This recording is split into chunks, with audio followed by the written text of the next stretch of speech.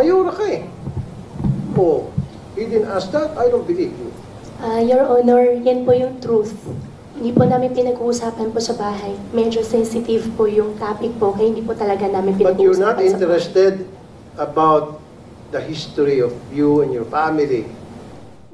Well, that is very important. Sabi ko nga, tumatakbo ka at nasa public office ka, diba? So, in your case, hindi niyo pinag-usapan.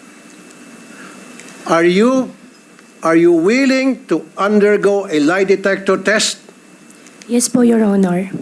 Para paiksin natin dito, ma'am, Madam Chair, sa lahat ng mga sinasabi mo, especially dito sa na ikaw ay love child, na hindi pinag-usapan ng tatay mo, everything about you, everything about your past, you're willing? This is voluntary though, and hindi naman to acceptable sa korte. Para dito lang, para naman to help you at the same time. Kasi kung nagsabi ka ng totoo, then it will help you na para malaman ng taong bayan na nagsasabi ka ng totoo. On the other hand, kapag it's the other way around, then dito malalaman na ikaw sinungaling na pwede kang makontempt ng committee and pwede kang makulong.